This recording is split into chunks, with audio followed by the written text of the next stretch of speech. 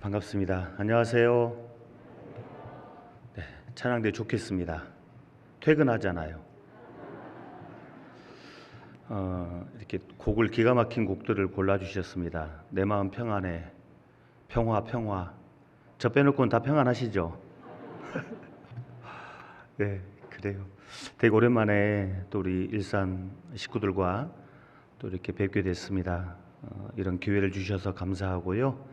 또 주일 또 우리 식구들과 함께 또 한 자리에 또 이렇게 모일 수 있어서 감사가 됩니다.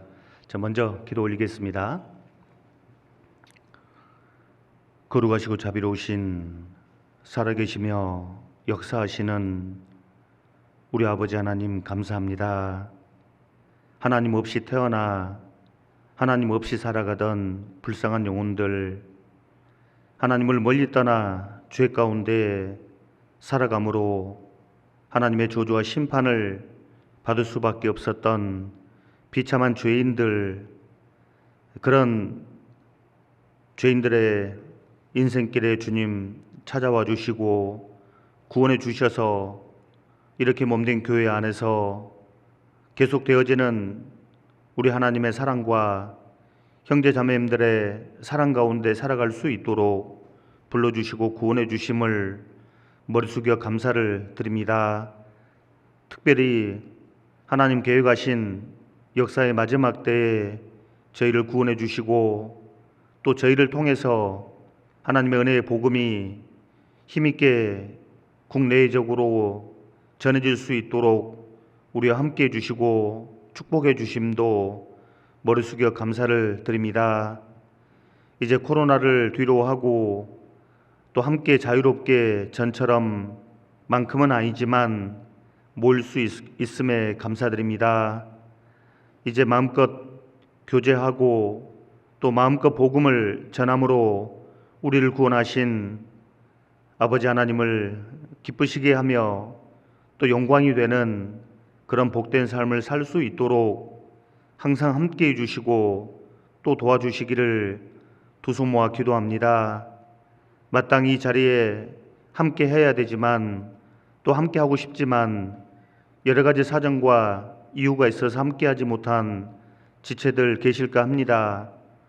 혹 육체의 질병 가운데 병마와 싸우는 그런 고통하는 지체 있다면 하루속히 치료의 손길을 내밀어 주셔서 건강한 몸을 되찾게 하시고 또 건강한 몸을 가지고 하나님을 봉사하며 교회를 세워가는 그 일에 함께 할 수 있도록 도와주시고 혹 마음의 시험 가운데 들어서 함께하지 못한 지체 있다면 마음까지도 치료하시는 우리 하나님의 손길을 속히 힘입고 마음의 건강을 되찾고 우리와 함께 주의 나라 복음을 위해 남은 때를 살아가는 식구들로 삼아주시기를 마음 모아 기도합니다.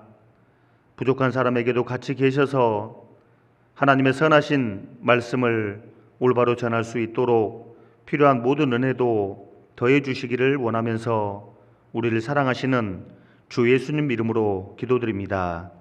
아멘. 네, 시작하는 말씀으로 느헤미야 2장을 찾겠습니다. 느헤미야 2장입니다. 구약 성경 느헤미야 2장 728페이지입니다. 세로 성경 기준 728페이지 느헤미야 2장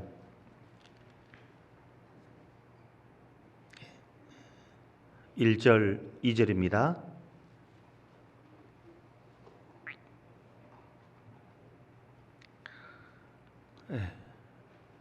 느헤미야 2장 1절 2절 찾으셨으면 그렇게 길지 않습니다. 천천히 같이 읽겠습니다.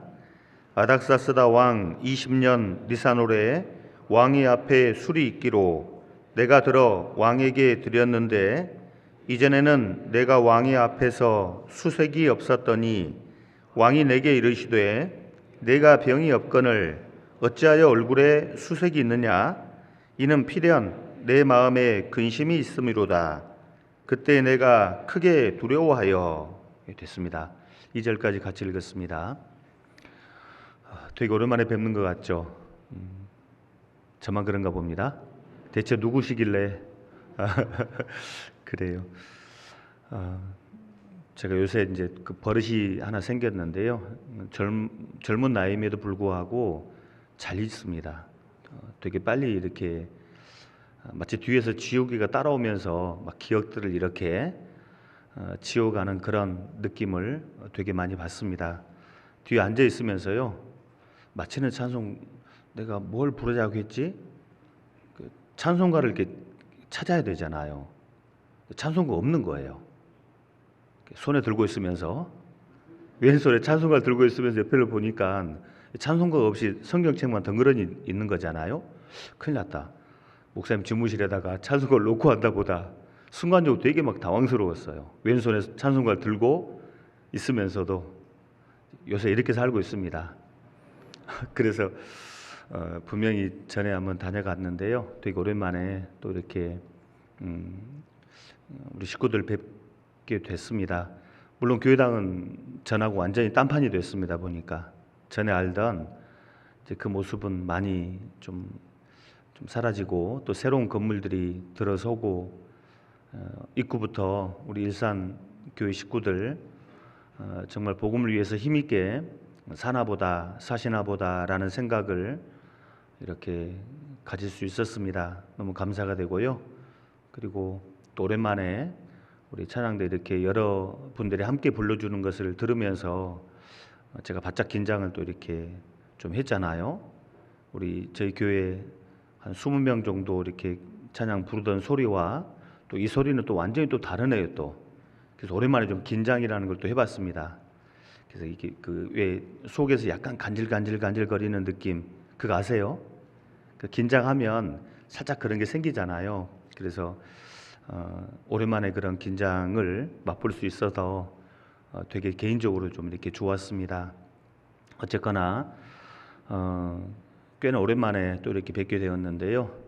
어떻게 용케 코로나에 잡혀가지 않으시고 다들 앉아 계시네요.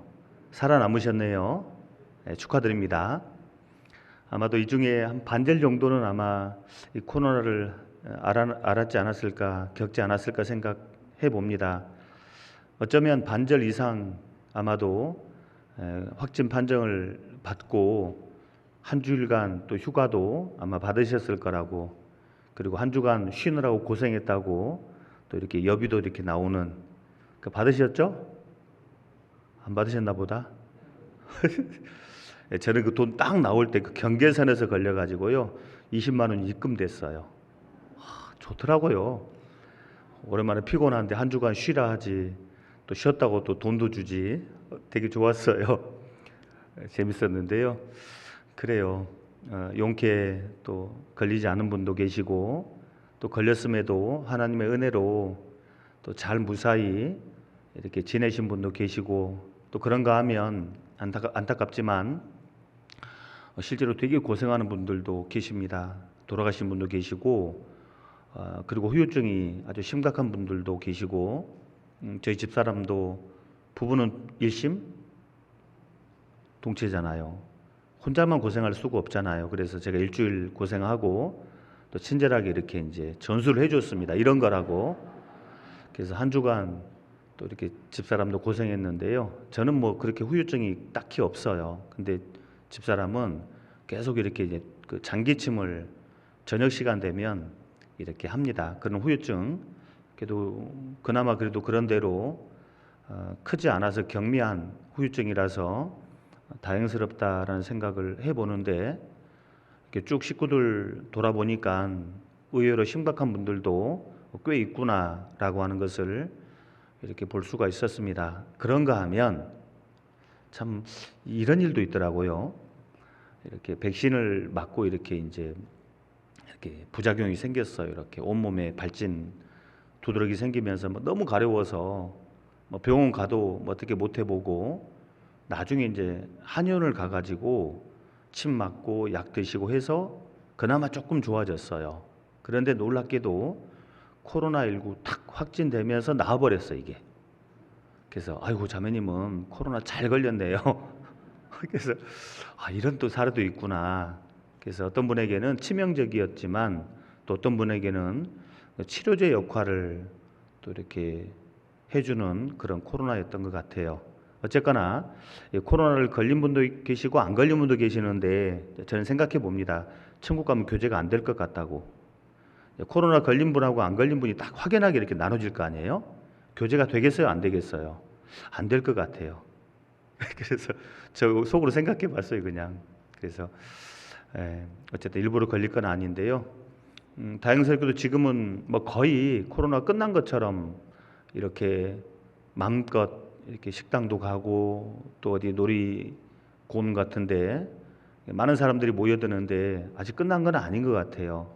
최근에 저희 교회 아이가 이렇게 확진 판정을 받았다라고 이렇게 소식을 들었는데요. 아직은 완전하게 끝난 것이 아니기 때문에 사람들이 많이 모이는 곳에서는 그래도 아직은 좀 조심하는 것이 좋겠다. 뭐 개인적인 건강을 위해서 또는 가족의 건강을 위해서 더 나아가서 교회의 건강을 위해서 그렇게 조심하는 것이 좋겠다라고 이렇게 생각이 되어집니다. 돌아서 결국은 지금 이제 서울 광진에서 이렇게 오늘 아침에 왔습니다. 전남 보성에서 한 20년, 서울 경기에서 한 20년, 강원도 양구에서 20년, 경북 김천에서 양구에서 7년, 예, 그리고 경북 김천에서 7년, 그리고 이제 서울로 이렇게 오게 됐는데요. 공기가 안 좋네요, 되게. 사람 살 때인가 싶기도 하네요. 처음 한 달은 숨이 안 쉬어서 고생 많이 했어요. 그런데 이제 사람이 참 적응을 되게 잘하잖아요. 한 달 지나니까 이제 점점 길도 눈에 들어오고요. 또 숨도 잘 쉬어지고 지금은 서울 사람처럼 잘 댕깁니다. 서울 사람처럼 생겼잖아요, 제가요. 그래서 아무런 뭐 거리낌 없이 잘 돌아다니는데요. 어쨌든 서울 광진교회 세 번째 또 이렇게 담임으로 교제하고 있는데요.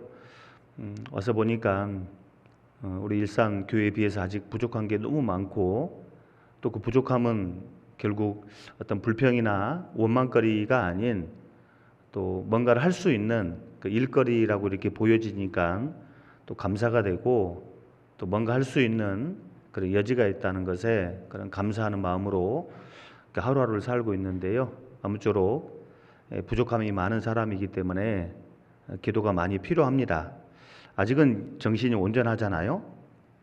우리 일산 식구들 아직은 정신이 온전한 상태이기 때문에 이때 기도 부탁을 하는 것이 지혜겠다라고 생각이 되어져서 정신이 혼미해지기 전에 기도 부탁을 제가 이렇게 하는 겁니다. 아무쪼록 우리 서울 광진 교회와 저를 위해서 꼭 좀 오늘 다녀갔기 때문에 잊지 마시고 기도해 주시면 좋겠습니다.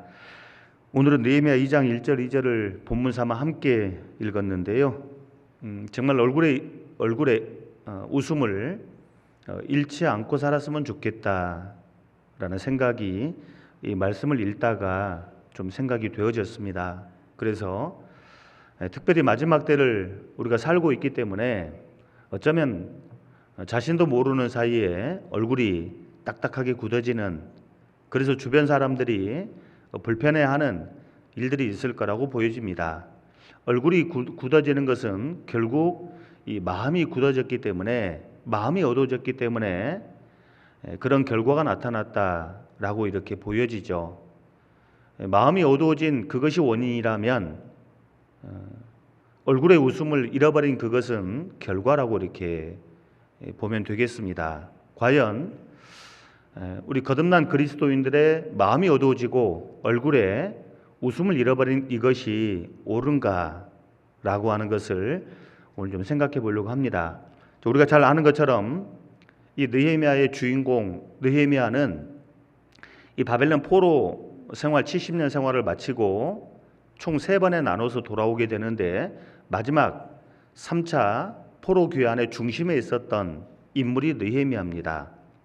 이 느헤미야 성경은 13장으로 구성되어 있는데 이거 시간만 되면 자세히 배워보면 정말 우리가 본받아야 될 내용들이 아주 많습니다. 그렇지만 오늘은 이 아닥사스다 왕 앞에 느헤미야는 술 맡은 관원장으로 이제 하루는 배경이 그렇습니다. 배경이 술 맡은 관원장이기 때문에 왕이 먼저 음식을 바로 먹기 전에 혹 이 음료나 음식에 독이 들어갈 수가 있잖아요. 왕정 시대에 왕은 절대 권력을 가지고 있기 때문에 많은 사람들이 그 절대 권력을 탐하잖아요. 독살을 하고 자기가 그 자리를 차지하고 싶은 욕심들이 많았을 거라고요. 그렇기 때문에 왕 입장에서는 절대적으로 신임할 수 있는 최측근에게 당장 먹고 살아야 되니까 이 음료와 음식을 이렇게 맡기는 겁니다. 그래서 왕이 먼저 먹기 전에 일종의 시식을 해보는 거죠. 음료를 마셔보고 음식을 콕 찍어서 먹어보는 겁니다. 독이 들었는지 그렇지 않은지를 확인해 보는 거죠. 지금 느헤미야가 그 일을 하고 있는 상황이에요. 그런데 그런 느헤미야의 얼굴을 아닥사스다 왕이 딱 본 겁니다. 봤더니 다른 거예요. 전과 다른 겁니다. 그래서 왕이 물었던 거예요. 전날에는 얼굴에 수색이 없었더니 오늘은 네 얼굴에 수색이 있구나 라고 이렇게 왕이 말을 하는 겁니다. 그 말을 들은 느헤미야가 크게 두려워했다라고 되어 있습니다. 아니 왕이 한마디 한 그것에 대해서 느헤미야가 왜 두려워했을까? 사실 두려워할 만한 일이기도 해요. 이게요. 이 수색이란 단어가 어떤 의미를 가지고 있는가 조사해 봤더니 나쁜, 해로운, 악한이라는 의미예요. 왕이 이렇게 물은 거 실제로 우리는 그냥 우리말 번역은 수색이 없었더니 오늘은 다르구나 이렇게 읽혀질 수 있겠는데 실제 느헤미야의 귀에는 이렇게 들린 겁니다. 네가 전날에는 나쁘지 않더니 해롭지 않더니 악하지 않더니 오늘은 네가 나쁘다 해롭다 아닥스다 왕 마음에서 그런 겁니다. 네가 나쁘고 지금 해롭고 악하다 그런 의미가 담긴 말을 한 거예요. 그러니 신하인 느헤미야 입장에서는 떨 수밖에 없다 그 말입니다. 떨 수밖에 없는 거예요. 이 느헤미야가 넉 달을 기도하고 그리고 하루는 이 왕 앞에서 음식을 대신 이렇게 시식을 해보는 그 자리에서 이런 말을 듣게 된 겁니다. 그런데 이것이 왜 아닥사스다 왕 입장에서 나쁘고 해롭고 악한 일이었을까? 한 번도 생각 안 해보셨죠? 그래서 제가 대신 생각해 봤잖아요. 친절하죠? 그래요. 생각해 봤더니 이게 맞더라고 이게. 이 느헤미야는 술 맡은 관원장입니다. 이 술은 사람을 기쁘게 하잖아요. 즉, 이 느헤미야 신분 자체가 왕을 기쁘게 하기 위한 존재예요, 사실은. 무슨 말인지 이해되세요? 느헤미야 신분 자체가 아닥사스다 왕의 마음을 기쁘게 해 드리기 위해 존재하는 거라고 이게.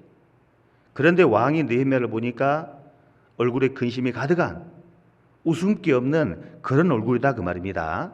결국 왕의 마음의 흥을 확 깨버린 거예요. 신하 느헤미야가. 이걸 묵상해 보니까 이런 교훈이 또 이렇게 깨달아집니다. 아닥사스다 왕을 섬겨야 될 느헤미야, 왕의 마음을 기쁘게 해야 될 이 느헤미야가 거꾸로 얼굴에 근심 가득한 얼굴로 오히려 왕의 흥을 깨버리는 그런 일을 지금 하고 있는 것처럼 만왕의 왕 대신 우리 주님을 우리는 섬기는 사람들이잖아요. 마치 느헤미야처럼 우리가 이 땅에 존재하는 이유, 목적이 뭐죠? 내가 잘 먹고 잘 살기 위해서가 아니잖아요. 내 혼자 재미나게 살기 위해서 존재하는 게 아니잖아요. 목적 자체가 우리를 사랑하시고 우리를 구원하신 만왕의 왕 대신 주님을 기쁘시게 하기 위해 우리가 존재하는 거라고. 그런데 기쁘게 하기는커녕 그 주님의 기쁨을 확 깨버리는 그런 어떤 삶이라면 이거 옳지 않겠다. 얼만큼 옳지 않은 거냐? 이 수색이란 단어가 품고 있는 의미처럼 나쁜 거예요. 그건 해로운 겁니다. 나아가서 악한 것이구나 라는 교훈이 깨달아졌어요. 우리 구원받은 그리스도인들의 존재 목적, 존재 이유를 우리는 반드시 기억해야 할 겁니다. 이 술 맡은 관원장 느헤미야가 아닥사스다 왕의 마음을 기쁘게 하기 위해 존재하는 것처럼 우리도 역시 하나님의 마음을 기쁘게 하기 위해 존재하는 자라는 사실을 잊으면 안 돼요. 그런데 오히려 주님의 기쁨을 깨버리는 그런 자리에 있다면 이건 나쁜 거예요. 해로운 겁니다. 악한 거예요. 그리고 느헤미야가 왕 앞에서 근심 가득한, 슬픔 가득한 얼굴을 하고 있었다는 이 자체도 역시 옳지 않은 겁니다. 두 번째 옳지 않은 이유가 있어요. 왜냐하면 이런 거죠. 이유가 지금 느헤미야 마음이 어두워지고 얼굴에 웃음이 싹 달아난 그 근본 이유가 이 아닥사스다 왕과 관계가 있기 때문이거든. 사실요. 배경이 그렇습니다. 먼저 돌아간 이스라엘 백성들이 예루살렘 재건 운동을 시작했는데 중간에 중단 명령을 내려버린 사람이 누구냐면 아닥사스다 왕이에요. 아닥사스다 왕이라고요. 그렇기 때문에 왕 앞에 이 술 맡은 관원장 느헤미야가 수색이 가득한 얼굴을 하고 있다는 것은 결국 왕 당신이 지금 내 백성을 향해서, 내 나라를 향해서 잘못하고 있는 겁니다.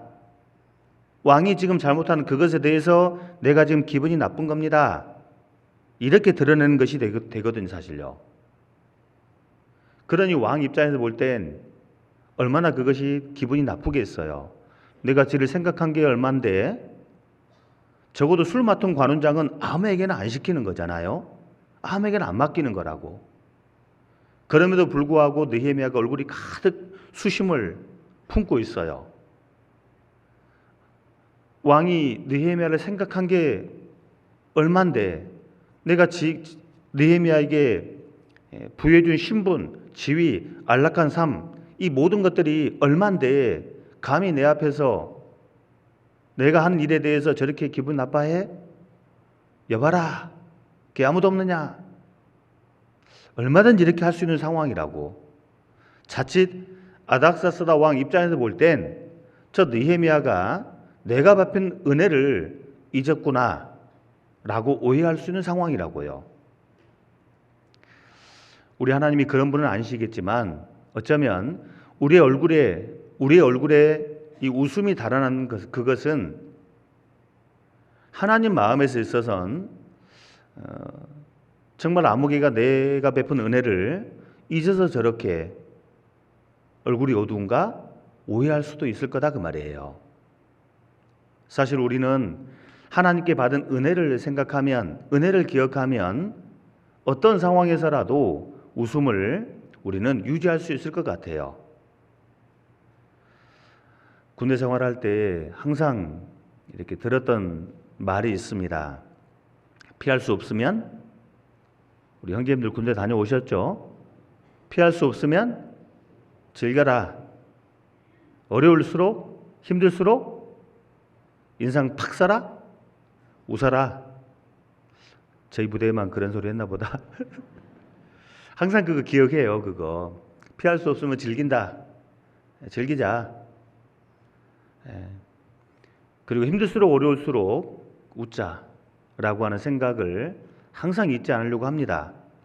우리가 아무리 힘들고 어려운 상황 앞에 놓인다 할지라도 우리는 이미 받은 은혜, 그것만 생각해도 얼굴의 웃음을 유지할 수가 있는 거라고요. 이 술 맡은 관원장 느헤미야는 다른 사람, 포로로 잡혀온 많은 유대인들, 그들이 누리지 못한 특별한 은혜를 지금 왕으로부터 받고 있는 거라고요. 그렇기 때문에 느헤미야는 왕 앞에서는 적어도 밝게 웃어야 돼요. 비록 정복자이긴 하지만 자신은 그런 정복자 앞에 나라 잃은 슬픔을 가진 피정복민인 건 사실이지만 그래도 웃음을 잃으면 안 돼요. 왜? 왕이 자기에게 베푼 은혜가 특별하거든요. 마찬가지로 우리는 하나님께 받은 특별한 은혜들이 있음을 기억하고 우리가 남은 때를 살아야 합니다. 그럼에도 불구하고 느헤미야 얼굴에 수심이 가득한 그런 얼굴을 가질 수밖에 없었던 이유는 다른 게 아니었잖아요. 바로 이스라엘 땅과 그 백성들에 대한 깊고 깊은 애정, 거기에서 나온 근심, 그거였기 때문에 왕도 그걸 인정해 주잖아요. 인정을 받았어요. 물론 하나님께서 도우셨지만 자신 앞에 악한, 해로운, 나쁜 얼굴을 하고 있었지만 왕이 그런 느헤미야를 용서하고 그리고 오히려 3가지 선물을 주어서 느헤미야 소원대로 하게 해줍니다. 고향 땅으로 돌아가게 특별한 휴가증을 주고 휴가증도 주고 그리고 통행증도 주고 비자를 발급해 준 거예요. 그리고 예루살렘 성을 재건해야 되기 때문에 많은 건축 재료들, 자재들이 필요해요. 그거 조달하라고 3가지 선물을 주어서 돌아가게 합니다. 결국 느헤미야는 돌아가서 52일 만에 마음의 소원을 이루어버리잖아요. 느헤미야는 공부해 보면 정말 재밌어요. 그래서 우리는 오늘 정말 거듭난 그리스도인의 삶 가운데 마땅히 웃음을 잃으면 안 되죠. 항상 기뻐하라. 항상 기뻐하라. 다시 말하노니 기뻐하라. 라는 말씀대로 항상 웃을 수 있어야 돼요. 그럼에도 불구하고 가끔은 슬플 때도 있더라고, 솔직히요. 얼굴에 웃을 수 없는 느헤미야와 같은 근심 가득한 얼굴을 가질 때도 있더라고요. 근데 과연 혹시라도 얼굴에 웃음이 사라졌다면 그것이 하나님도 인정하는 그런 슬픔인지 아니면 자기 연민에 빠져 어떤 가지고 있는 슬픔인지를 우리는 한 번쯤은 돌아봐야 할 것 같습니다. 거듭난 그리스도인의 얼굴에 웃음을 사라지게 만드는 그런 요인들 무엇이 있을까 생각해 보면 죄, 우리가 아는 것처럼 죄입니다. 죄. 구약 성경 시편 6편 가까이 있으니까 찾겠습니다. 시편 6편입니다.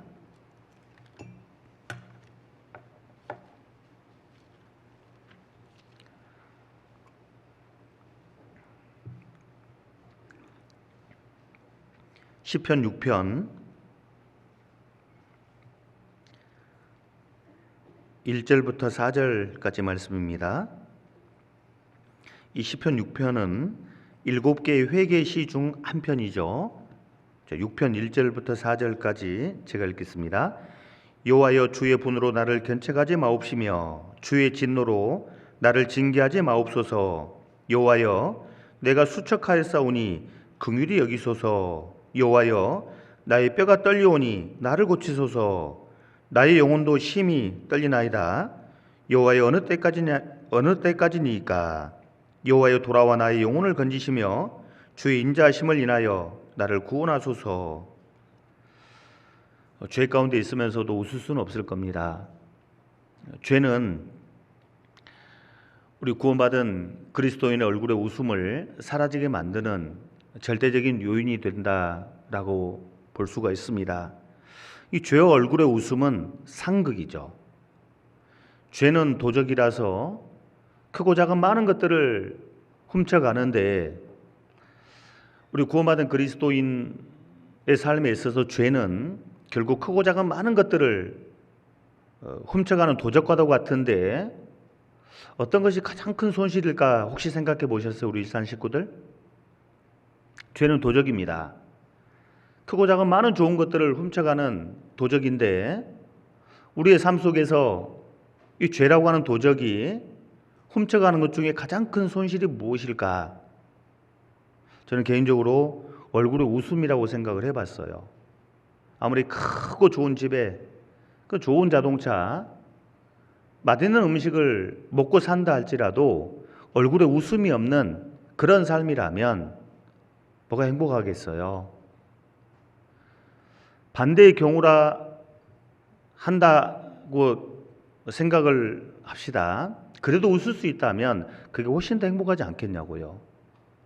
조그마한 집, 조그마한 자동차, 맛없는 음식을 먹고 산다 할지라도 웃을 수 있다면 그것이 훨씬 더 큰 행복이라고 저는 생각합니다. 죄는 도적이에요.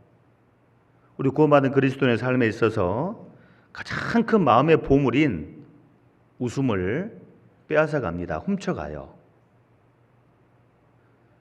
그래서 죄는 절대적으로 멀리해야 하는 겁니다. 어떤 죄든지 반드시 멀리해야 돼요. 삶 가운데 반드시 그렇게 해야 합니다. 무엇이 죄인지는 구원받은 사람이라면 그냥 알아요. 신기한 건 그냥 알겠더라고요. 뭐 굳이 세상 법을 배우지 않아도, 성경을 배우지 않아도 무엇이 옳고 그른지는 그냥 알겠더라고요. 구원받기 전에는 이런 거잖아요. 이 껌을 씹고 가다가 입 아프면 아무데나 이렇게 그냥 툭툭 뱉으면 돼요. 입 아프니까. 뭐 신호등을 만나면 그냥 차만 안 오면 다 파란불로 보이잖아요. 생명도 아니면서 그냥 파란불로 보이잖아요. 차만 안 오면 그냥 지나가잖아요. 근데 신기한 게 뭐냐면 구원을 딱 받고 나니까 되게 착해졌어요. 세상에나. 너무 입이 아픈데 이걸 껌을 뱉어야 되겠는데 이게 전체를 못 뱉는 거 이렇게요. 주머니를 막 뒤져서 종이 혹시 쪼가리 있나 봐서 꺼내가지고 탁 싸서요. 담고 가더라고. 그래서 야, 너 되게 착해졌다. 제가 스스로에게요. 스스로 너 되게 좀 착해졌다. 너 언제부터 그랬냐? 뭐 이런 이제 생각이 드는 거예요. 차가 한 대도 안 와도요 못 가겠는 거예요. 빨간불이니까. 다 빨간불이니까. 빨간불 빨리 가세요. 황색불 황급히 가세요. 이런 거 아니에요. 빨간불 탁 만나니까 못 가겠는 거예요. 안 돼. 위험하지. 안 돼. 못 가겠는 거예요. 과거 저처럼 많은 사람들이 지나갑니다. 쳐다보죠. 신기한 사람 보내. 그러면서 쳐다보고 가죠. 그러거나 말거나 다 완전 모범 시민인 거죠. 거듭난 그리스도인은 적어도 마음이 새로워지고 양심이 새로워졌기 때문에 그냥 알아요. 무엇이 옳고 그른지, 무엇이 죄고 죄가 아닌지 사실 그냥 아는 거라고요. 거듭난 그리스도인 할지라도 그 양심의 호소를 듣지 않고 한 번, 두 번 계속 무시하고 지나가다 보면 나중에는 그 양심이 무뎌지게 돼 있어요. 그러면 안 돼요. 가장 소중한 마음의 보물인 웃음을 훔쳐간다니까요. 웃을 수 있어야 돼요. 그래서 거듭난 그리스도인은 죄를 멀리해야 합니다. 두 번째, 얼굴에 웃음이 사라지는 이유를 생각해 보니까 너무 피곤해요. 너무 피곤하면 웃음이 싹 달아나더라고요. 진짜 피곤하니까 그러더라고요. 그래서 히브리서 12장 3절에 너희가 피곤하여 낙심치 않기 위하여 그랬죠. 너희가 피곤하여 낙심치 않기 위하여. 너무 지나치게 과도하게 운동을 한다거나 육체적인 노동을 하게 되면 탄력이 죽어버립니다. 얼굴에 웃음기가 싹 사라지게 돼요. 그런데 이것은 약간의 도움을 받을 수가 있어요. 화장품 좋잖아요. 돈이 좀 들어가서 그렇지 약간의 도움을 받으면 커버가 돼요. 화장품 도움을 받으면 돼요. 그렇지만 어쨌거나 지나치게 몸을 혹사시킴으로 말미암아 탄력을 잃어버리는 그것도 좋지는 않겠다. 약간의 쉼이 필요하겠다라는 생각을 해봅니다. 윈스턴 처칠은 전쟁통에서도 낮잠을 잤다잖아요. 레오나르도 다빈치는 최후의 만찬 그 대작을 그리면서도 하루에 몇 시간씩 낮잠을 잤다 하잖아요. 이 세계적인 정상급 이 테니스 선수와 일반 선수의 차이가 혹시 뭔 줄 아세요? 간단하죠. 잘 치고 못 치고지 뭐. 그런데 잘 치고 못 치고의 그런 차이를 넘어가서 그 정상급 선수와 일반 선수의 차이가 따로 있더랍니다. 보니까 그 짧은 20초의 그 시간을 너무 잘 쉬더라는 거죠. 그 짧은 20초 시간에 쉬긴 뭘 쉬겠어 라고 생각을 할 수 있는데, 실제로 정상급 선수들은 그 짧은 시간에 자기 심장 박동수를 스스로 낮춰요. 훈련이 되어 있는 거예요. 잠깐이지만 쉼을 갖는 겁니다. 광진에 와보니까 사택이 바깥에 가 있어요. 김천은 있을 때는 사택이 집 안에 있어서 양구도 그랬고요. 교당 안에 가 있어가지고 좀 정말 피곤하면 이렇게 잠깐 이렇게 이제 올라가서 쉬기도 하고 했었는데, 이건 그럴 수가 없어요. 그 방법을 제가 연구를 했어요. 그냥 의자에 앉아서 그냥 잠깐 깜빡 눈 붙이는 거. 근데 잠깐인데 정말 찰나의 순간이에요. 금세 식구들이 지나가다가 똑똑 해버리면 바로 깨버리거든요. 근데 신기한 건 그 정말 잠깐의 순간인데 다시 생기가 들어와 있어 보면요, 쌩쌩해져 있어요. 잠깐의 쉼이 정말 필요하구나. 그렇죠. 우리가 과도하게 어떤 일함으로 인해서 어떤 생기를 잃어버리는 것도 옳지는 않겠다라고 생각도 해봅니다. 그 세 번째, 오랜 어떤 질병으로 고생하는 분들을 보면 얼굴에 웃음이 없죠. 지난 주간에 병원을 2군데 이렇게 다녀왔습니다. 2분 다 정말 이제 병원에서는 이제 가망이 없다고 준비하라고 하시는 분들이셨는데요. 이제 한 분은 어제 돌아가시는 거 보고 이렇게 왔고, 이제 할머니 한 분도 이제 뭐 거의 안 드시니까, 못 드시니까 아마 오늘이나 내일쯤 아마 돌아가실 것 같다라고 보여지는데요. 정말 오랜 시간 이렇게 자리에 누워 계신 분들, 환자분들 얼굴 보셨어요? 웃음이 없잖아요. 웃음이 없어요. 오랜 기간 동안 자리에 누워 계셨기 때문에, 병마와 싸웠기 때문에 얼굴에 웃음이 없어요. 자, 이런 분들은 어떻게 해야 할까? 이건 교회가 함께 기도할 기도 제목이구나라고 생각이 됩니다. 정말 온 교회가 함께 마음을 모아서 기도해 줘야 될 기도 제목 같아요.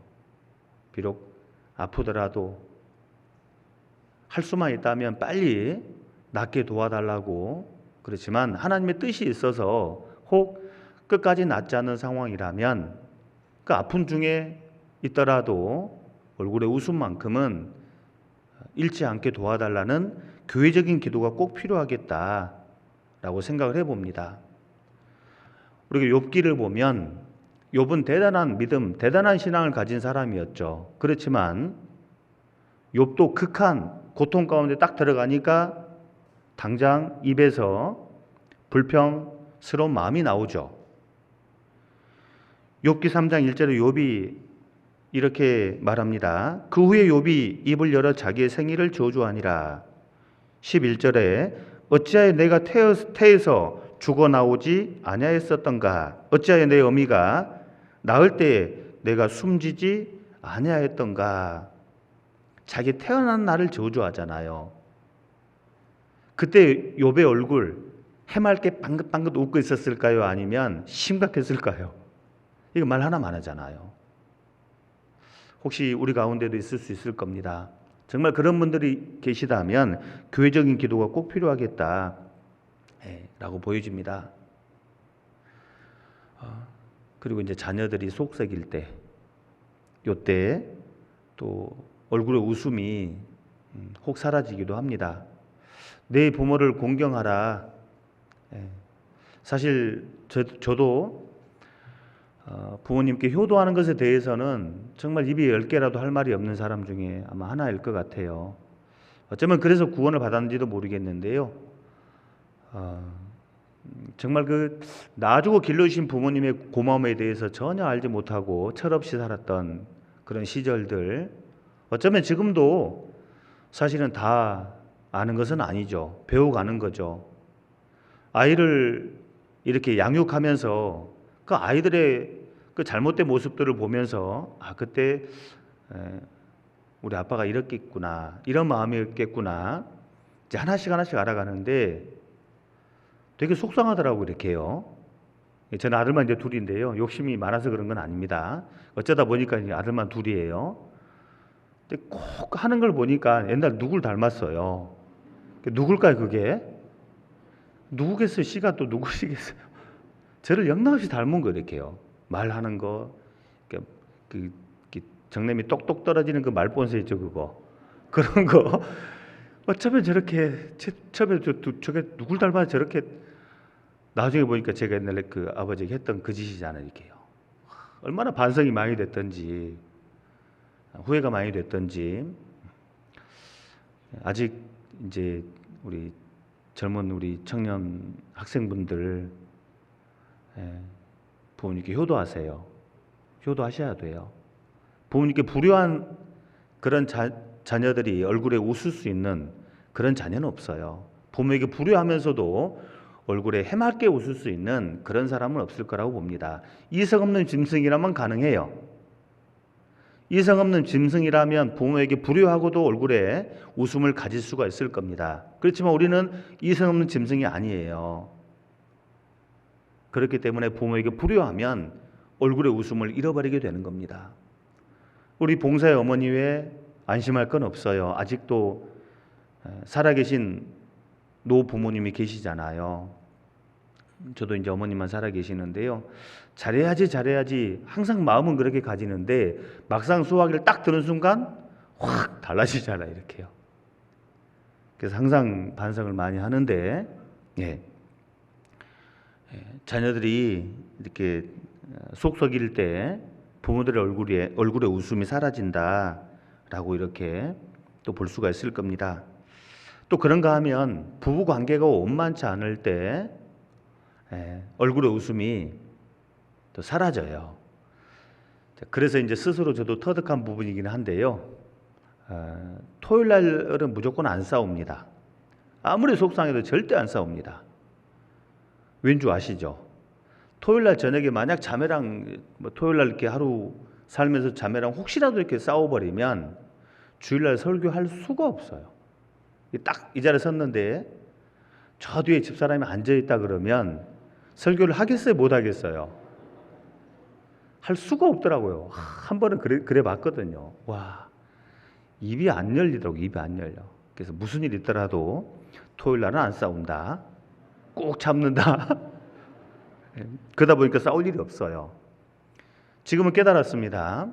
아들 둘을 김천에 놓고 왔더니 이제 남은 건 옆에 누구밖에 없어요? 아내밖에 없어요. 신혼으로 돌아갔어요. 그래서 이제 깨달았어요. 끝까지 내 옆에 있는 사람은 아들들이 아니구나, 집사람이구나. 정말 소중한 사람은 아내구나. 이걸 깨달았다고요. 우리 일산 우리 형제님들은 이미 진즉에 깨달은 걸 제가 좀 느립니다. 인제서 깨달았습니다. 형제님들 스스로도 깨달아야 되지만 우리 자매님들 편에서도 이건 꼭 깨달아야 돼요. 구약성경 잠언 19장 재미난 표현이 있는데 이 표현은 우리 형제님들로 하여금 절대 깨닫게 해서는 안 될 그런 말씀인데 기어코 깨닫게 해버리는 자매님들이 계세요. 잠언 19장 13절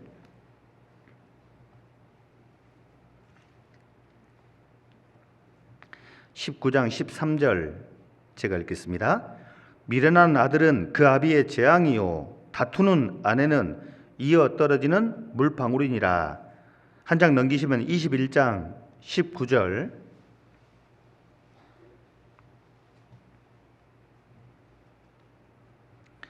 같이 읽겠습니다. 다투며 성내는 여인과 함께 사는 것보다 광야에서 혼자 사는 것이 나으니라.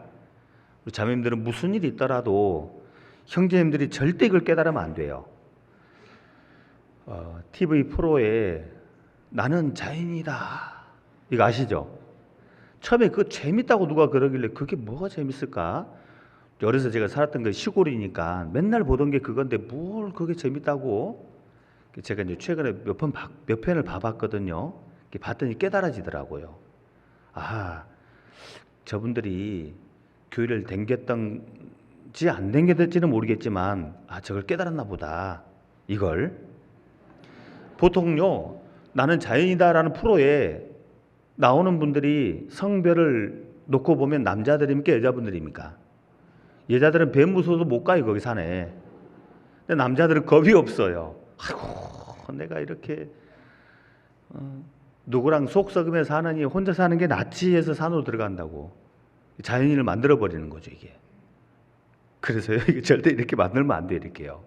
대부분 남자들이 물론 보니까 뭐 사업에 실패하고 뭐 큰 중병에 걸려서 이렇게 산으로 들어가는 분들이 대부분이던데요. 뭐 이쪽에 안 계신 거죠? 우리 일산 식구들 안 계실 것 같은데 그래요. 정말 우리 형제님들로 하여금 우리 자매님들이 소중한 그런 존재라고 하는 것을 깨닫도록 원래 목적 자체가 바라는 배필이 아니라 돕는 배필이니까 잘 도우면 돼요. 아직 온달 장군 아닌 바보 온달이라고 생각하고 잘 도와서 장군 만들면 돼요. 그게 우리 자매님들의 진짜 성공이다라고 저는 믿습니다. 그게 맞거든 사실. 그래서 아직 온달 장군 아닌 바보 온달인가 보다 우리 남편이 원래 내가 하나님이 만든 목적 자체가 돕는 배필이니까 잘 도와서 내가 신랑을 우리 남편을 장군 만들어야지, 신앙의 장군 만들어야지 라고 생각하면 우리 형제님들이 절대 이 말씀을 안 깨달을 겁니다. 아마 못 깨닫겠죠.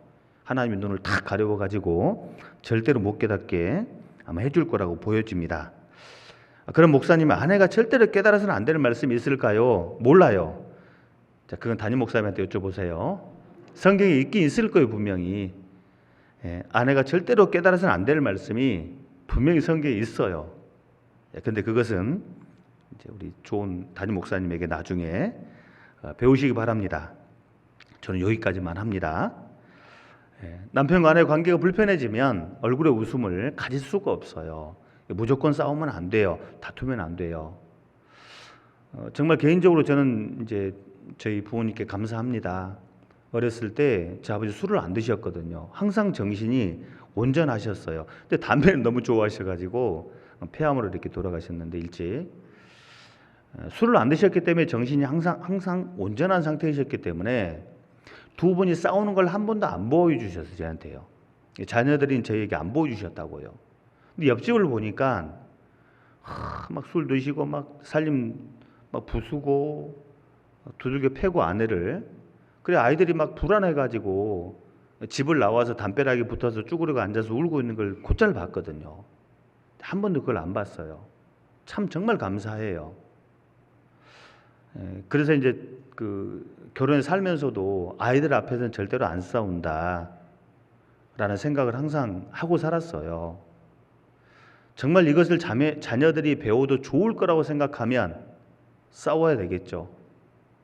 아이들의 인격 형성에 도움이 될 것 같다 싶으면 싸워야 되겠죠. 정말 내 자녀들이, 소중한 자녀들이 엄청 축복받을 것 같으면 대판 싸워야 되겠죠. 그렇지만 그런 게 아니라면 무조건 다투면 안 되는 겁니다. 그래야지 화목한 가정에서 화목한 자녀들이 나와요. 그래서 무조건 잘 사셔야 합니다. 그리고 주변에 원수 같은 사람이 있으면 마음의 고통을 받으니까 원인이죠. 그 결과로서 얼굴에 웃음이 싹 달아나는 겁니다. 주변에 원수 같은 나를 힘들게 하는 그런 존재들이 있잖아요. 자, 사무엘상 1장 한번 찾아보겠습니다. 사무엘상 1장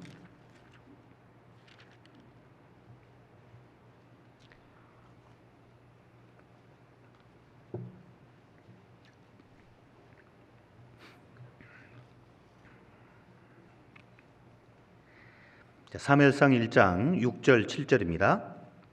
408페이지 사무엘상 1장 6절 7절 6절 7절을 제가 읽겠습니다. 여호와께서 그로 성퇴치 못하게 하심으로 그 대적 분이나가 그를 심히 격동하여 번민케 하더라. 매년에 한나가 여호와의 집에 올라갈 때마다 남편이 그같이 하매 분이나가 그를 격동시키므로 그가 울고 먹지 아니하니. 대적 분이나가 있잖아요. 한나는 본처입니다. 본부인인데 아이가 없어요. 애나 지금이나 아이가 없는 건 그래서 아내로서 좋은 모습은 아니잖아요. 그래서 아들을 얻기 위해서 이 첩을 들였는데 분이 나죠. 이 첩 분이 나가 먼저 아이를 낳아버렸네. 이때부터 문제가 생기기 시작했잖아요. 분이 나가 한나를 볼 때마다 이 마음이 염장을 지르는 겁니다. 못나니가 이렇게. 뭘 못 낳았어요? 아이를. 애도 못 낳는 것이 어디서 수시로 마음에 불을 지르는 겁니다. 아이가 없는 한나 입장에서 분이 나는 완전히 왼수죠, 왼수. 꼴도 보기 싫고 정말 같은 자리에 있기도 싫고 제발 좀 안 봤으면, 보지 않았으면 싶은 그런 대상이에요.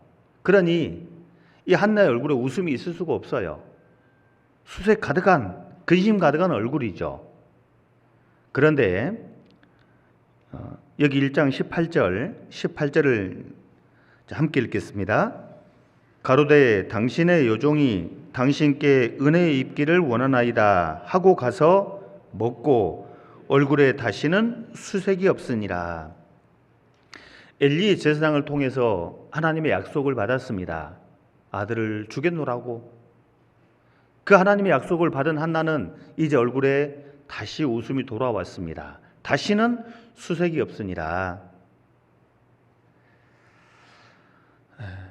우리 삶 속에서도 살다 보면 나를 힘들게 하는 많은 사람들이 있습니다. 대적 원수들이 있죠. 그 대적 원수들 때문에 마음에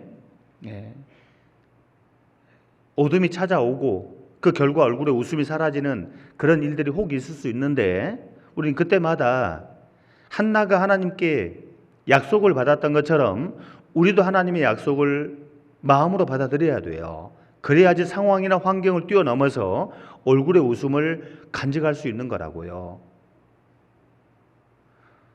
사실 우리에게 주어진 하나님의 약속, 이게 없다면 우리는 수시로 근심 걱정해야 할 겁니다. 세상 모든 걱정, 근심을 다 내가 홀로 지고 있는 것처럼 우리는 그렇게 살아야 될 거라고. 그런데 약속이 있잖아요. 주 예수를 믿어라. 그래야하면 너와 내 집이 구원을 받으리라는 약속이 있잖아요. 아직은 전도가 안 됐어요. 아직은 구원을 못 받았어요. 아직은 여전히 요지부동이에요. 그쯤에 약속이 있잖아요. 그 약속 붙잡고 우리는 가는 겁니다. 결국은 웃게 된다고요. 정말 그렇더라고요. 끝까지 가면 결국 되게 돼 있어요. 끝까지 하면 결국 되게 돼 있는 거예요. 분명히. 당장 지금 현재 내 앞에 놓여 있는 상황, 환경만 보면 대적이고 원수죠. 안 되게 보이죠. 그런데 하나님의 약속을 마음에 딱 받아들이면 웃을 수 있는 거라고. 진짜 웃게 되는 거라고요. 한나가 그 소중한 사무엘 아들을 얻게 됐잖아요. 이스라엘 역사 속에서 사무엘은 정말 훌륭한 지도자지 않습니까?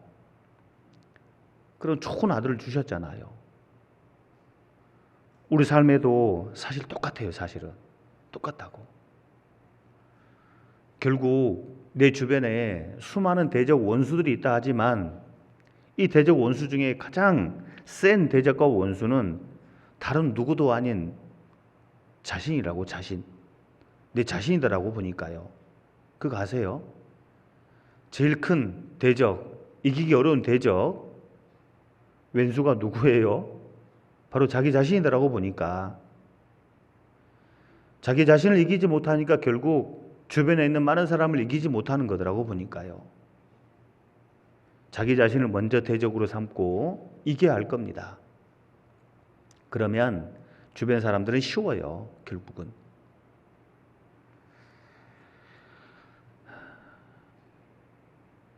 그리스도인은 어떤 환경, 어떤 상황 속에서도 웃을 수 있어야 하는 겁니다. 그런데 약간 걱정이 되는 것은 좀 우리 시대가 좀 특별한 시대인 게 분명하잖아요. 얼마 전에 이렇게 좀 뉴스를 보니까요. 올해 안에 금리가 인상 지금 되고 있잖아요. 되고 있고 많이 올라가서 한 8%대까지 올라갈 것 같다라는 전망. 7% 8%대면 굉장한 거잖아요. 예전에 아마 우리 일산교회도 그때 아마 건축하지 싶었는데요. 그때 이자가 한 7% 이때 아마 의정부도 그랬던 것 같은데요. 이자 굉장히 셌거든요. 아마 그때로 돌아갈 것 같은, 거기다 물가는 막 폭등하고 있고 계속 물가가 오르잖아요. 겁 없이.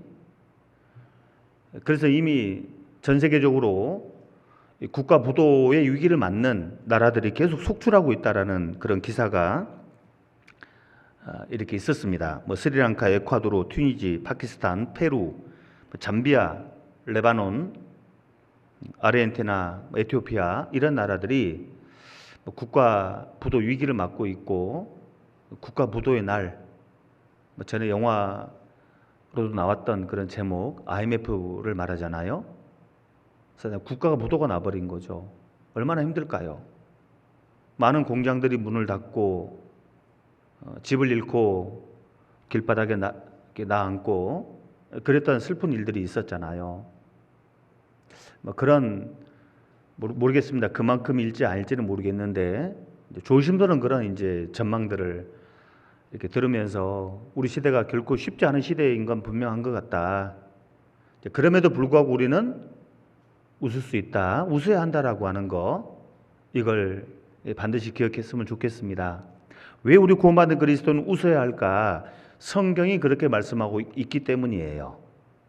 어떤 상황 속에서도 구원받은 그리스도인의 얼굴은 항상 웃는 얼굴, 밝은 얼굴, 생기 넘치는 얼굴을 가져야 한다고 성경이 말씀하고 있기 때문에 우리는 그렇게 해야 돼요.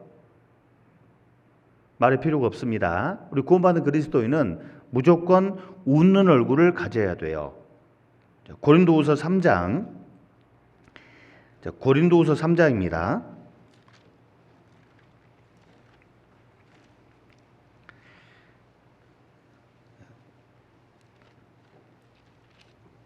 (3장) 2절 3절.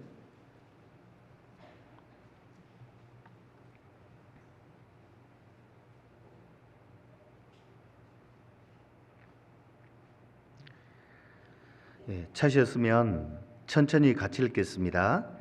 너희가 우리의 편지라 우리 마음에 썼고 무사람이 알고 읽는 바라.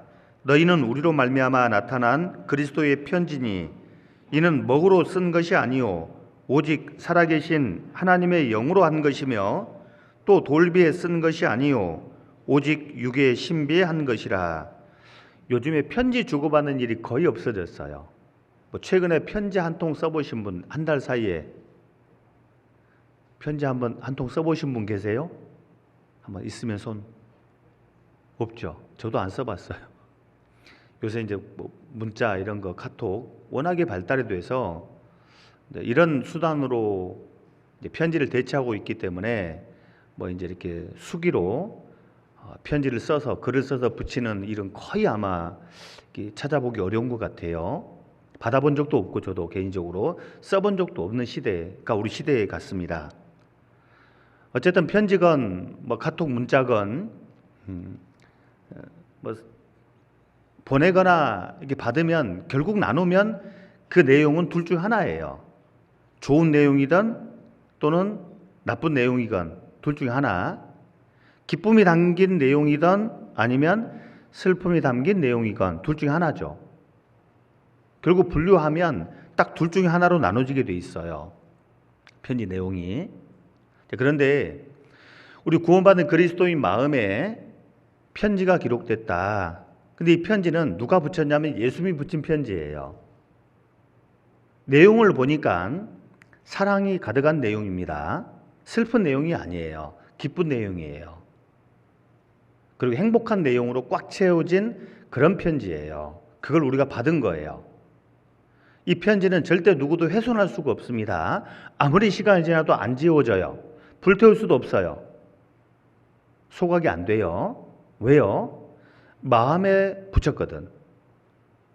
마음에 붙여놨다고. 예수님의 사랑이 가득 담긴 이 편지가 이 내 마음에 붙여진 거라고. 마음에 기록이 된 거라고요. 그러면 그 마음, 예수님의 사랑이 가득 담긴 그 내용이 마음에 새겨졌다면 얼굴이 밝아야 할까요? 어두워야 할까요? 말 하나 안 하잖아요. 당연히 밝아야 될 수밖에 없어요. 당연히 행복한 얼굴을 가져야 옳다 그 말이죠. 예수님의 사랑의 그 내용이 담긴 편지를 내가 받았으니까, 마음으로 받았으니까 우리 구원받은 그리스도인은 항상 행복한 얼굴을 가져야 하는 겁니다. 항상 어디에 있든지 행복한 얼굴을 가져야 돼요. 우리 구원받은 그리스도인은 이 세상에 그리스도의 편지로 존재하는 겁니다. 그렇기 때문에 정말 혹독한 그런 고문, 그런 박해 속에서도 과거 믿음의 선배들, 특히 박해 시대에 세상을 살았던 그리스도인들, 그들의 얼굴은 항상 행복한 얼굴이었잖아요. 순교의 순간에도 그들은 행복한 얼굴을 가짐으로 주변 사람들을 놀라게 했던 겁니다. 그들의 행복한 얼굴을 통해서 믿음을 갖게 된 사람들이 너무 많아요. 가끔씩 이런 생각을 해봐요. 우리 시대 아무리 힘들고 어려워도 그 박해 시대만큼 어려울 수 있을까, 힘들 수 있을까? 절대 그럴 수는 없을 것 같다라는 생각을 해봅니다.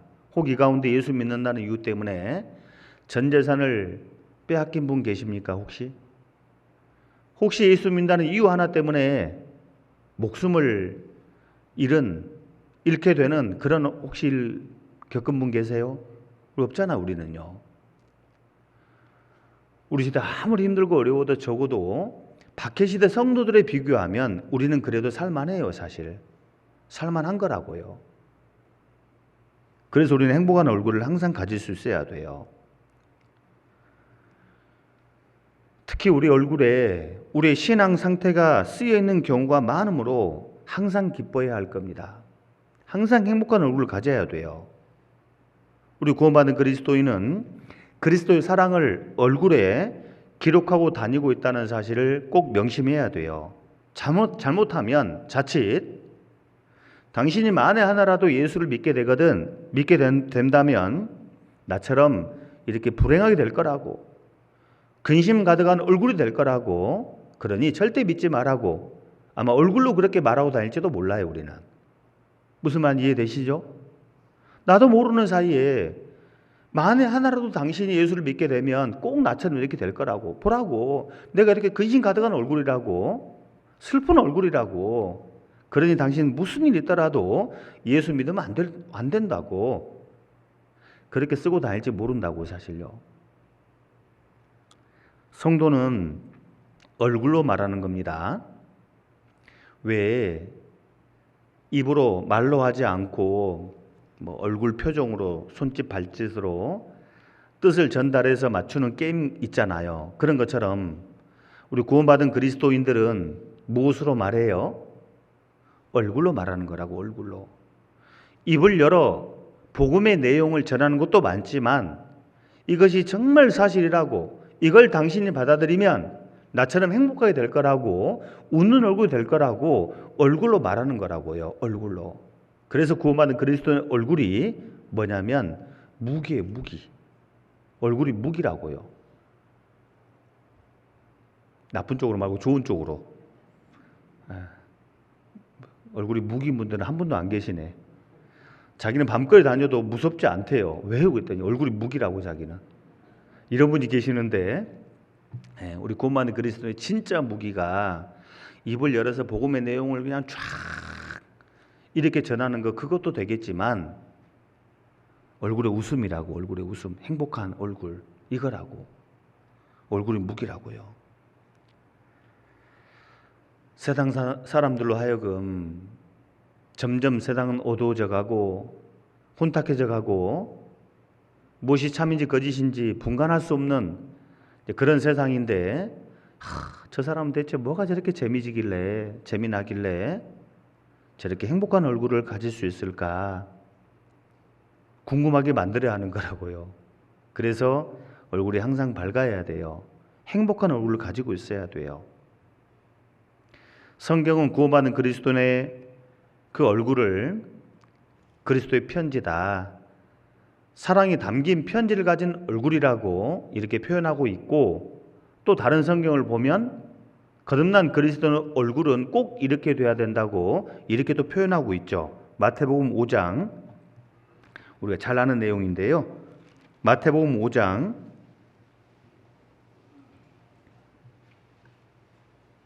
14절입니다.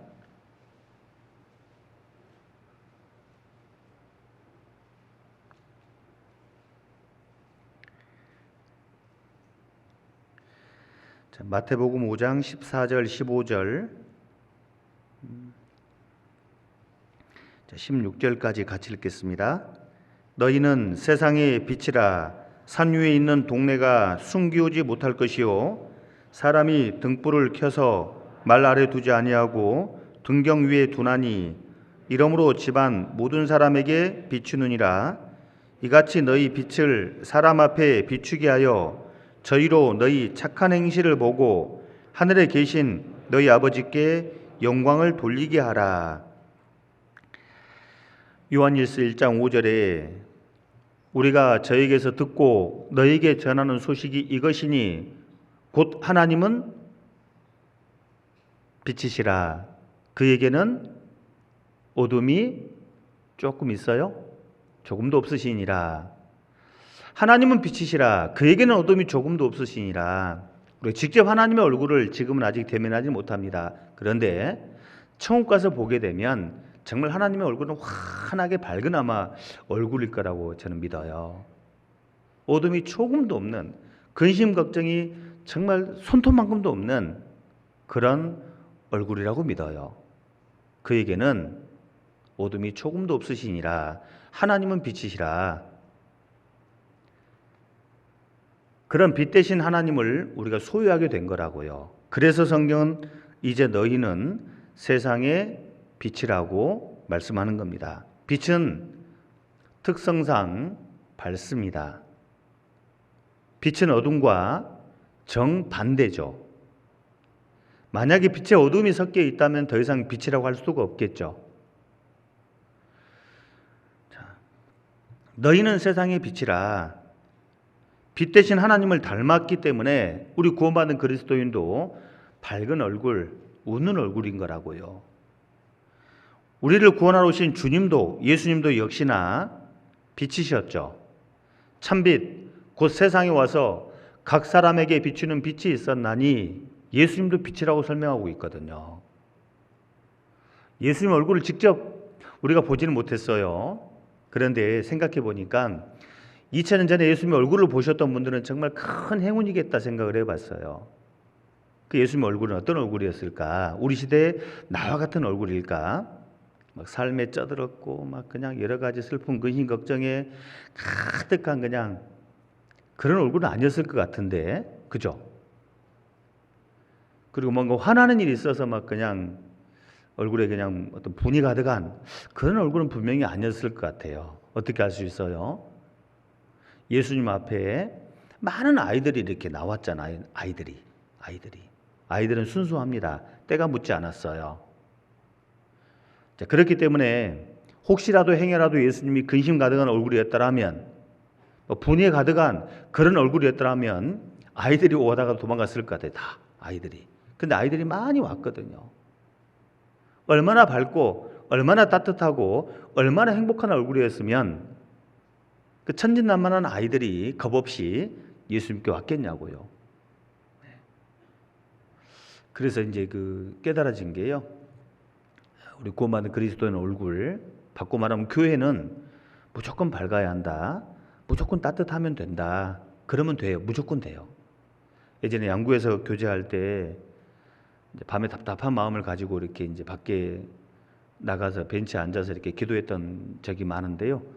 가로등이 이렇게 있어요. 큰 가로등이. 가로등이 있는데 여름철에 보면 주변에 있는 모든 그 곤충들 있잖아요. 싹 다 끌어모읍니다. 이렇게요. 캄캄한 밤에 그 켜있는 가로등 주변으로 오만 벌레가 다 모여들어 이렇게요. 뭐 풍뎅이부터 시작해가지고요. 오만 벌레들이 다 날아와서 거기 이제 가로등 주변에 이렇게 맴도는 걸 이렇게 보면서 아, 저건가 보다. 밝으면 다 모여드는구나. 가만히 보세요. 그 어떤 형제, 어떤 자매님이 계시는데 그 주변에 많은 형제 자매들이 항상 이렇게 모여들어 이렇게요. 날벌레는 아닙니다. 모여들어 이렇게 막 모여들어요. 왜 모여들까요? 그분의 마음이 밝거든. 그분의 얼굴이 밝거든요. 가만히 생각해 보세요. 이러고 있어 말 이렇게. 그런 분 주위로 모여드는 거 보셨어요? 스스로 이렇게 이제 모여들게 만들고 쫓아내는 거더라고 보니까, 생각해 보니까 무조건 환하게 웃어야 돼요. 좀 나사를 빼고 이렇게. 우리 구원받은 그리스도인 나사를 너무 꽉 조여놔가지고요. 내가 이렇게 웃으면 좀 바보처럼 보지 않을까? 내가 좀 그렇게 누가 보지 않을까? 그 생각하면 안 돼요. 상관없어. 그냥 좀 어때? 우리 처음부터 그런 사람들인데 나사 하나 쏙 빼놓고 그냥 이렇게 그냥 그렇게 댕겨보세요. 좀 뭔가 좀 2% 부족한 것처럼 다녀야 한다니까 이렇게. 그러면 얼굴이 웃을 수가 있거든. 많은 형제자매들이 이렇게 함께 모여들고 교제할 수 있고, 그리고 결과적으로 전도가 돼. 전도가. 세상 사람들은 무슨 낙이 있겠어요? 무슨 기쁨이 있겠어요? 자기의 마음을 보면 어둡잖아요. 얼굴을 보면 어둡잖아요. 근데 우리를 보면 밝잖아요. 환하잖아요. 끌리게 돼 있단 말입니다. 쫙 끌려오거든요. 그 가로등 주변으로 날벌레들이 쫙 끌려오는 것처럼, 모여드는 것처럼 그렇게 오는 거라고요. 너희는 세상의 빛이라. 너희는 세상의 빛이라. 그에게는 어둠이 조금도 없으시니라.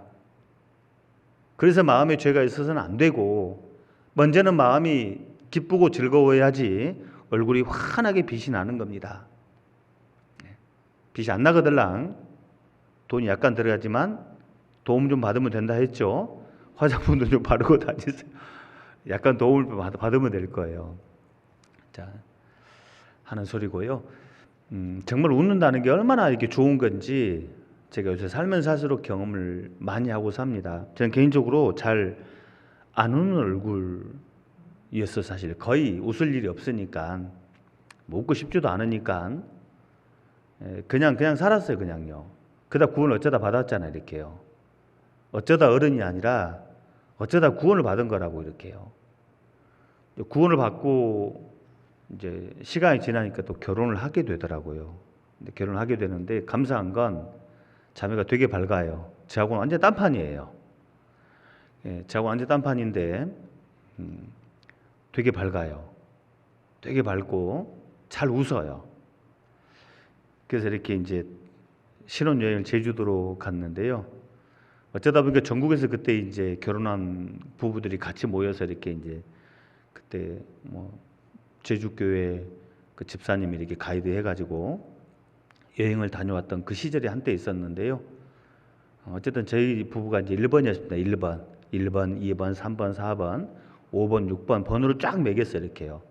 사진 찍기 좋은 포인트를 만나면 그 가이드 집사님께서 1번 그럽니다. 그럼 저희 이제 부부가 둘이 후다닥 탁 써야 들어있어요.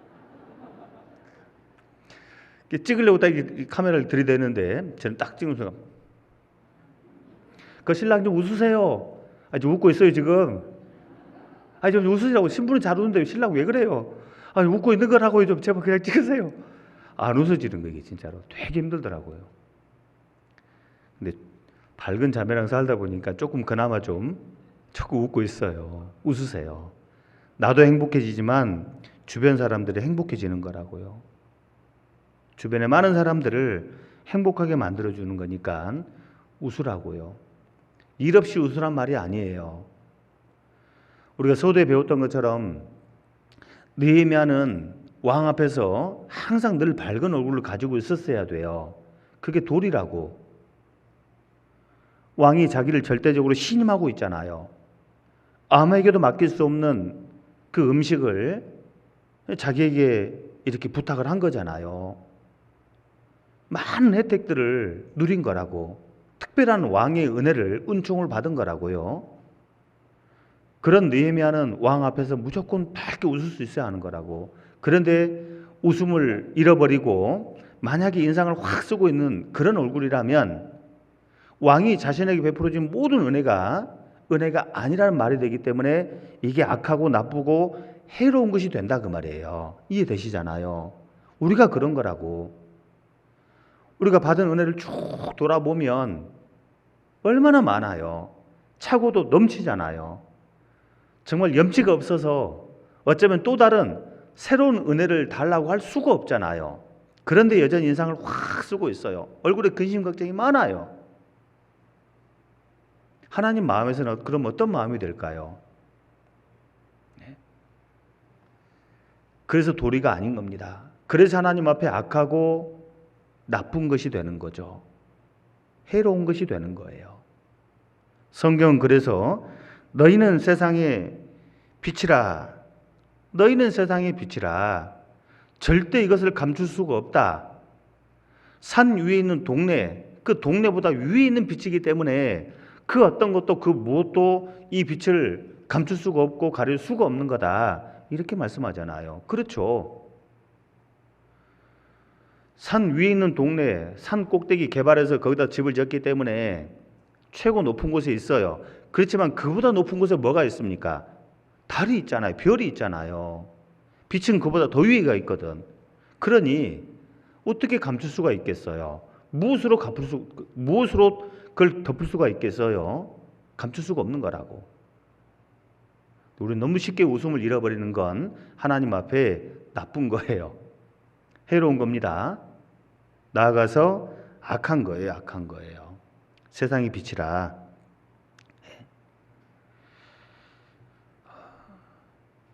그리고 성경은 또 우리 구원받은 그리스도의 얼굴을 이렇게 표현합니다. 시편 1편입니다. 시편 1편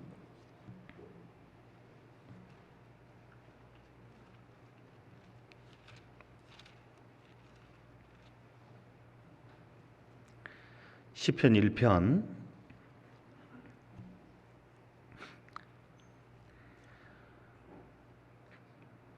1절입니다. 우리가 너무도 잘 아는 성경인데요. 자, 얼굴에 웃음이라고 하는 걸 생각하다가 이것이 또 이렇게 또 다가왔습니다. 자, 제가 1편 1절부터 제가 읽겠습니다. 복 있는 사람은 악인의 꾀를 좇지 아니하며 죄인의 길에 서지 아니하며 오만한 자의 자리에 앉지 아니하고 오직 여호와의 율법을 즐거워하여 그 율법을 주야로 묵상하는 자로다. 저는 시냇가에 심은 나무가 시절을 좇아 과실을 맺으며 뒤에는 같이 읽겠습니다. 그 잎사귀가 마르지 아니함 같으니 그 행사가 다 형통하리로다. 이 말씀을 쭉 이제 얼굴에 웃음이라고 하는 이 주제를 놓고 묵상하다 보니까 이것이 이렇게 다가왔어요. 잎사귀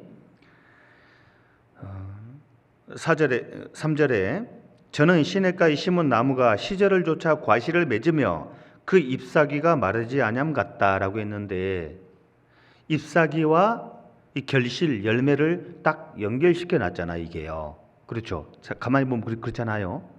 잎사귀의 열매가 딱 연결이 되고 있어요. 이 왜 그랬을까 생각해 보니까 사실 이 농부는 농사를 지을 때 잎사귀를 보면서 농사를 지어요. 사실은 심었는데 잎사귀가 안 나옵니다. 싹이 하나도 안 나와요. 죽은 거지 뭐예요 이건.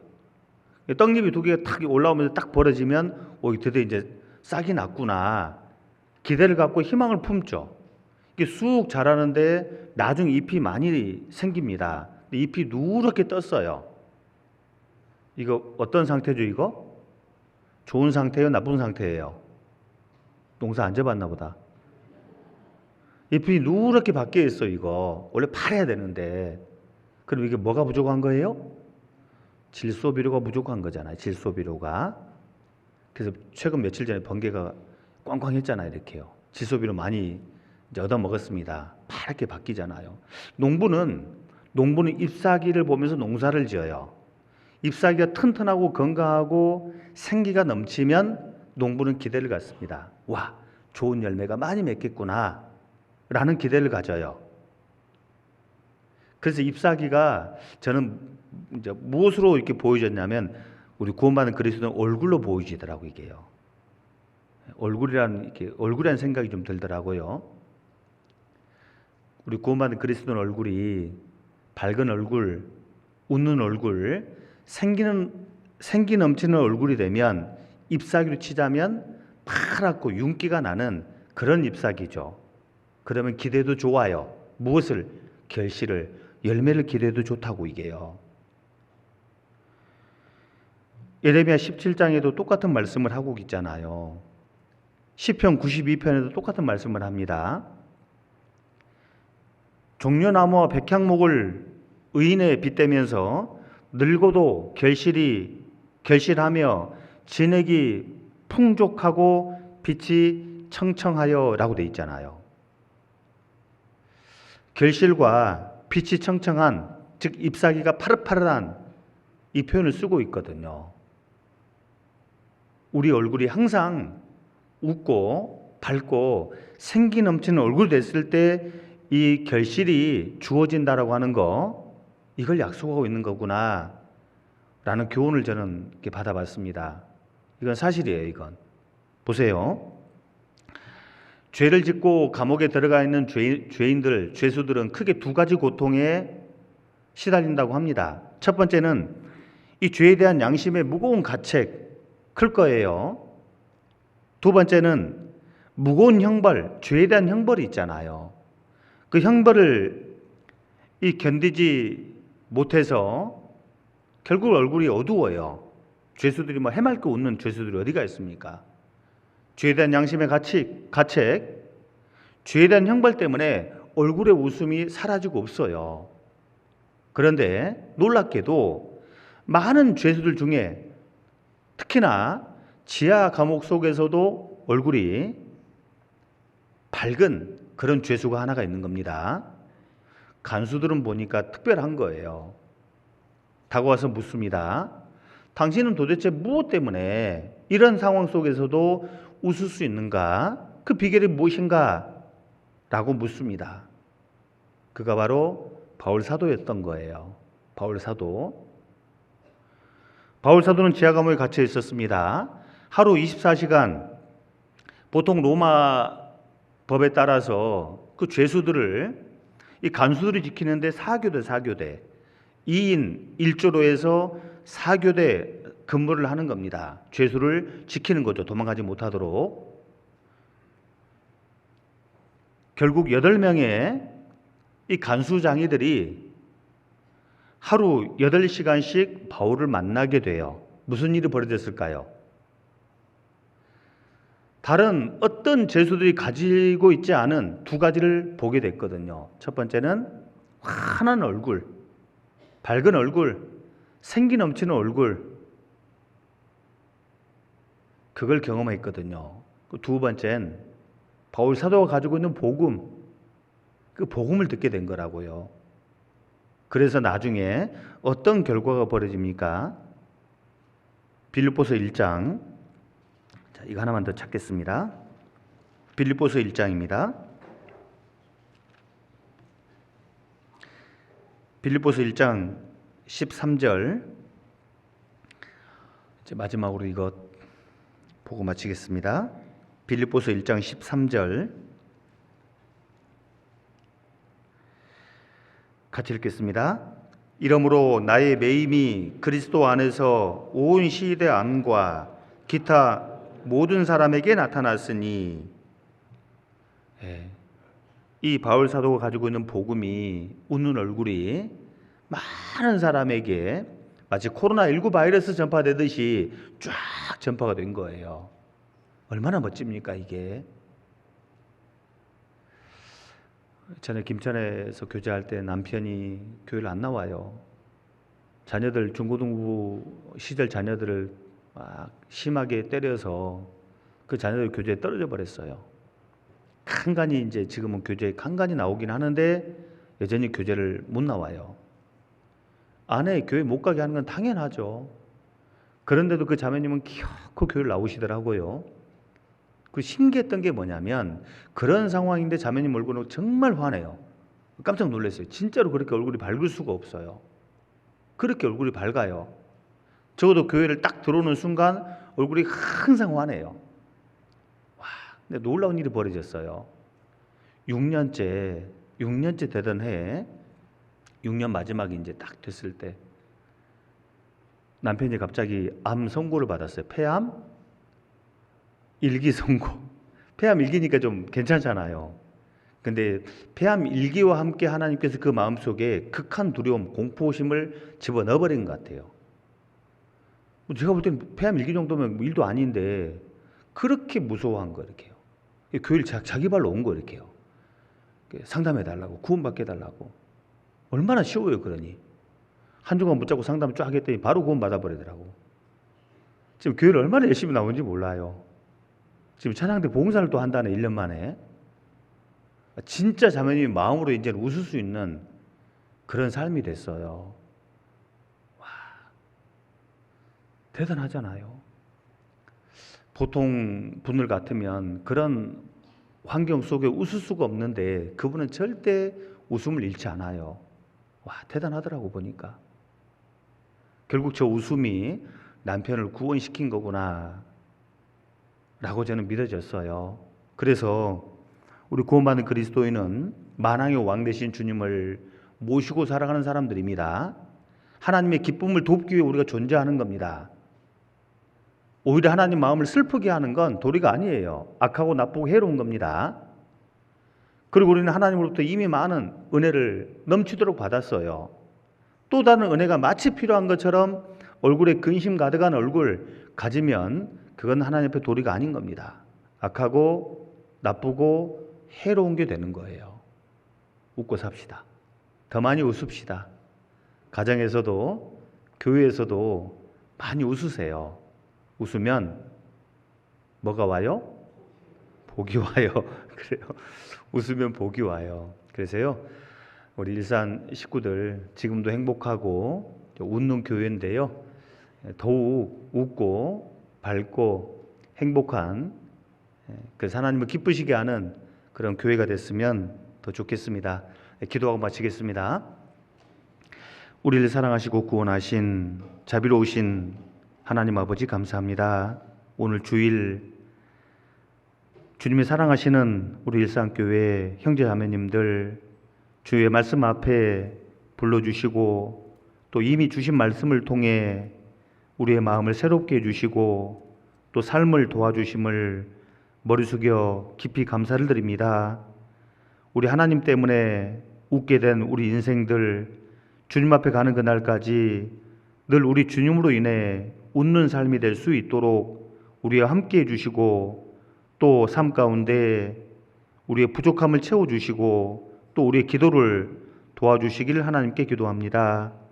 무슨 일이 있더라도 주님 오시기 전에 꼭 주 예수를 믿으라. 그리하면 너와 내 집이 구원을 받게 된다는 하나님의 약속이 머리 숙인 모든 가족들, 모든 식구들의 삶에 그대로 이루어짐으로 더욱 기쁨과 감사함으로 하나님을 섬기는 저희가 되기를 원합니다. 나머지 모든 시간들도 오직 주님께만 의지하면서 우리를 사랑하시는 주 예수님 이름으로 기도드립니다. 아멘.